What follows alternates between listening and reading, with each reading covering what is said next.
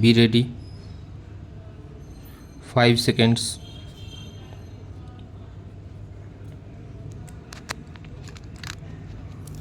Start.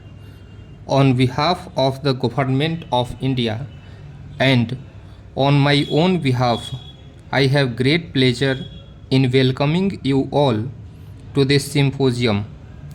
UNESCO has, since its inception, been organizing seminars, discussion groups, and symposia for the consideration of various problems that affect the relations of nations and countries and for the creation of better understanding through the exchange of knowledge and experience in many fields.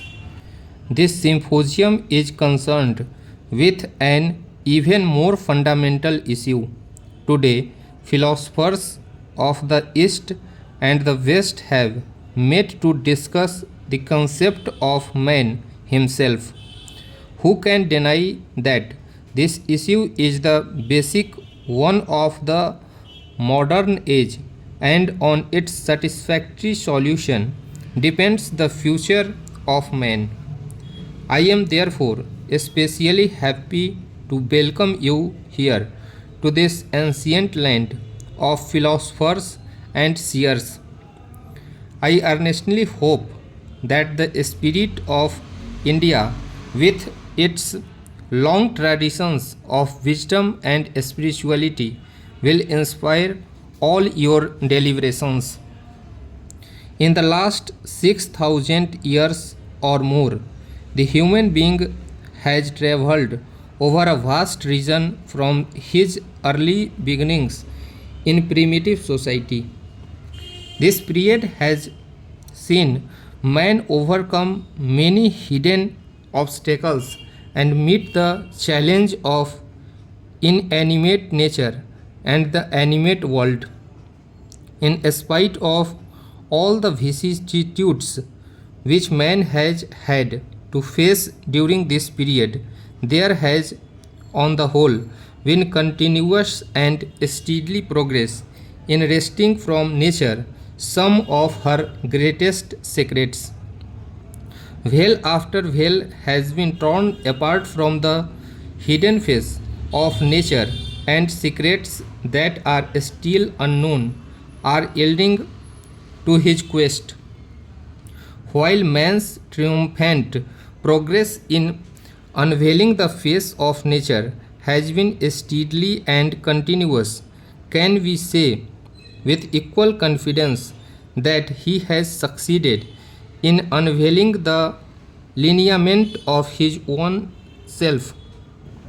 Can we say that after 6,000 years of quest of the real man today sees himself as he essentially is?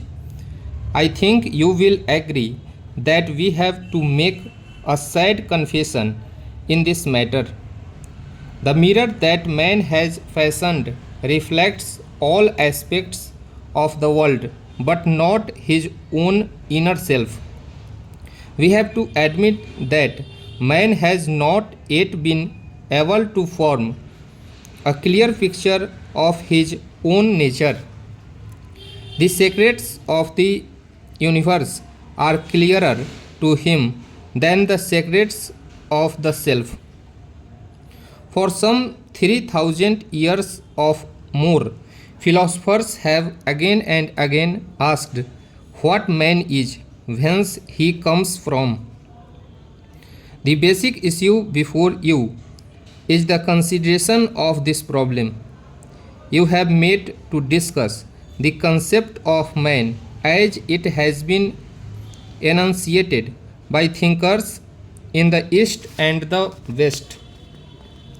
I would at the very beginning like to emphasize that in speaking of the East and the West, we are thinking only of certain special features in the thought of these regions. This cannot and does not mean that there are not large areas of common and agreed ground. Man all over the world has adopted common methods of reasoning and thought. The human reason is one and identical. Human feelings are largely similar. The human will operate more or less in the same manner in similar situations everywhere. It is therefore natural that the human way of looking at himself and the world is largely common in different parts of the world.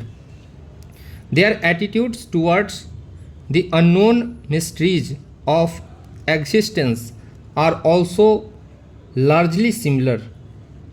The Greeks, who looked with admiration and awe upon the peaks of Olympus, shared the same feelings as the Indian who meditated in the valleys of the Himalayas and looked upon its eternal snow. In spite of large areas of agreement, human minds in different regions of the world have adopted a different approach to some of their common problems. Even where the approach has not been different, there has been a tendency to place a different emphasis on the different aspects of common problems and common solutions. No two situations are exactly alike. It was inevitable that people in different regions should pay greater attention to different aspects of common problems. It is on account of such differences in emphasis that we describe a particular mode of thought as characteristic of a particular nation or region. It is from this point of view that I will try to formulate what are the differences that characterize the East from the West. I think you will all agree that even where the solutions are similar in pattern and outline, there are differences in shade and color which justify us in calling some of the solutions Eastern and other Western. There are, as I have said, many points in common between the views of philosophers in the East and the West, but there is one distinction in emphasis between India, Greece, and China, which strikes us from the very beginning of recorded history in India. The emphasis of philosophy has, on the whole, been on the inner experience of man.